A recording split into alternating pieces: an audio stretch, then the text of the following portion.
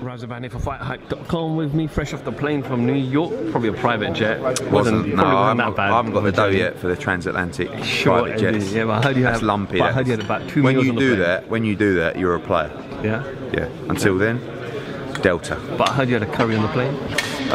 Pre-flight, I had a curry. Yeah, in the old Virgin Lounge. It was nice. Yeah, nice. Nice little cheeky chicken madras. No wonder the weight never comes off. Yeah, I know it's not the best, but you know, that caviar's got a lot of calories.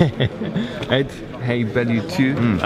We saw Tony there trying to bring out what he describes as the hidden David Haye. Obviously, David Haye presented himself as being, excuse me, I've been humbled. Yes, yes. Interesting. I think that people around him have told him, and I think David's realised that he's got to try and keep his emotions in check in this fight. Last time he lost his rag and he wanted to take Tony's head off, and that reflected in the fight.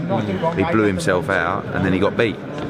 So I expect a lot more of a composed David Haye this time, but I just feel that I didn't see the same confidence and aura from David Haye. Like, been around him a lot, you know, I remember being around him for the Audley Harrison fight, and I used to sort of look at him and think, oh, you're the man, you are. And I don't feel that anymore, you know. I think he has a lot going on in his life with business ventures and the promotional stuff, and that's why I talked about the desire and the will to fight. And don't get me wrong, he showed that desire in fight one, because he could have quit as soon as the injury went, but he wanted to fight on. But I just believe that Tony's going to break him in this fight, and I think he might end this on his stall, and I think it'll be the end of his career on May the 5th. You know, not a celebration in that sense, but I just believe that in terms of dog fights, which I think it'll turn into, there's no one I'd rather in the corner than Tony Bellew.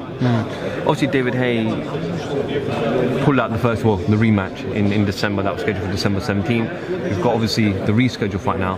Does David Haye want revenge, or is it I want revenge and I want to continue winning world titles? Before the Tony Bellew, I think originally he looked at the Tony Bellew fight and he thought, well, the public want it. It's going to make a lot of noise. I'm going to make a lot of money. I'm going to knock out Tony Bellew. Then I'm going to fight Anthony Joshua. That was the plan. Obviously, that went tits up, and now he still feels like and wants to be in those big heavyweight fights. But I think the only thing on his mind is to knock Tony Bellew out, and then hopefully from there he can go. You know, he can go into the bigger fights. I don't think he will knock Tony Bellew out, and I don't think he can go into those bigger fights either, because I don't feel like, you know, he still has danger. He's still sharp. He's still a huge puncher. But I just feel like, you know, it's the old Marvin Hagler saying, it's very difficult to get up in the morning and go on your runs when you're wearing silk pyjamas.